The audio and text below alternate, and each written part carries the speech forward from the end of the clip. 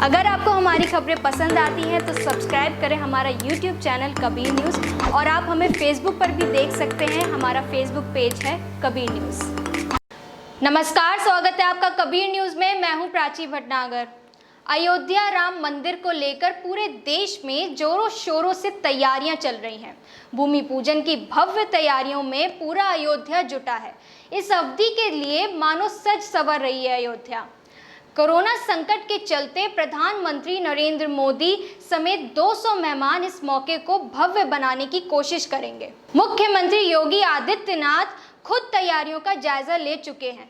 वहीं अयोध्या कस्बे से करीब 25 किलोमीटर दूर धन्नीपुर गांव का हाल वैसा ही है जैसा कोरोना संकट से जूझ रहे उत्तर प्रदेश के दूसरे गांव का। धन्नीपुर गांव में ही यूपी सरकार ने सुप्रीम कोर्ट के आदेश के बाद सुन्नी वक्फ बोर्ड को मस्जिद बनाने के लिए 5 एकड़ जमीन दी है।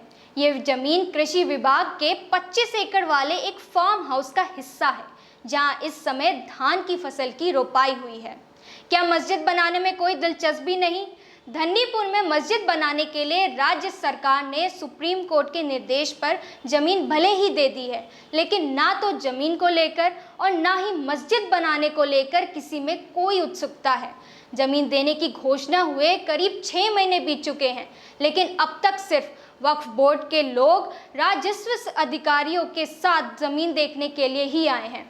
सुन्नी वक्फ बोर्ड के चेयरमैन जुफर अहमद फारूकी कहते हैं, जमीन मिलने के बाद कुछ तय करते उससे पहले ही लॉकडाउन शुरू हो गया। अभी उसकी नाप जोख भी ठीक से नहीं हुई है। इधर बकरीद भी आ गई है और 5 तारीख को भूमि पूजन भी है। अब जो कुछ भी होगा उसके बाद ही होगा। कोरोना संकट के दौरान भी राम मंदिर की तैयारियों में कोई रुकावट नहीं आई, तो आखिर क्यों मस्जिद के निर्माण में देरी आ रही है?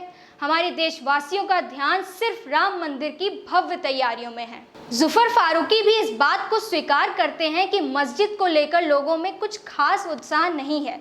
अयोध्या कस्बे के तमाम मुसलमानों ने तो पहले ही इसे लेकर अपनी बेरुखी ये कहते हुए दिखाई थी कि 25 किलोमीटर दूर गांव में जमीन देने का फायदा ही क्या। यहाँ तक कि मुस्लिम समुदाय से जुड़े तमाम लोगों ने ये भी प्रस्ताव दिया था कि मस्जिद की बजाय वहाँ अस्पताल, स्कूल, कॉलेज, लाइब्रेरी जैसी कोई चीज़ बना दी जाए। धन्नीपुर गांव के प्रधान राकेश कुमार यादव कहते हैं कि उनका गांव मुस्लिम बहुल भले ही है, लेकिन मस्जिद बनने को लेकर कोई उत्साह नहीं है। हालांकि जब गांव में मस्जिद देने का फैसला हुआ था तो तमाम लोग इसलिए खुश थे कि इस वजह से उनके गांव को अंतर्राष्ट्रीय पहचान मिल गई है। पिछले साल नवंबर में अयोध्या के ऐतिहासिक राम जन्मभूमि बाबरी मस्जिद विवाद का सुप्रीम कोर्ट से फैसला आने के बाद इस साल 5 फरवरी को राज्य सरकार ने मुसलमानों को मस्जिद बनाने के लिए धन्नीपुर गांव में 5 एकड़ जमीन देने का ऐलान किया था। राज्य सरकार ने यह फैसला सुप्रीम कोर्ट के निर्देश के तहत किया, लेकिन जिस जगह जमीन दी गई है वह मूल मस्जिद स्थल से करीब 25 किलोमीटर दूर है। ये गांव अयोध्या जिले के सोहवाल तहसील में आता है। अयोध्या में बाबरी मस्जिद की जमीन के लिए मालिकाना हक की लड़ाई लड़ चुके एक प्रमुख पक्षकार हाजी महबूब कहते हैं, इतनी दूर जमीन देने का कोई मतलब नहीं है। अयोध्या का मुसलमान वहां जाकर नमाज नहीं पढ़ सकता है। हम तो पहले ही कह चुके हैं कि हमें ज़मीन नहीं चाहिए, लेकिन यदि देना ही है तो इसे अयोध्या में ही और शहर में ही देना चाहिए था।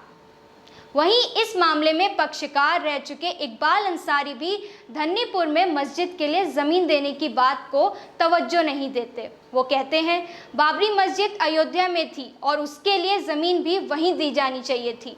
जहां पहले से ही मस्जिद है उसे भी विकसित किया जा सकता है। अगर सरकार अयोध्या में ज़मीन नहीं दे सकती तो लोग घर में भी नमाज पढ़ लेंगे। 25 से 30 किलोमीटर दूर ज़मीन देने का मतलब क्या है? धन्नीपुर में मस्जिद को लेकर किसी में क्या दिलचस्पी होगी? वहाँ तो वैसे भी आसपास कई मस्जिदें हैं। अयोध्या में राम मंदिर के निर्माण की चर्चा तो पूर्ण रूप से मीडिया ने बिखेर ही रखी है, लेकिन धन्नीपुर के मस्जिद में शायद ही किसी को दिलचस्पी होगी।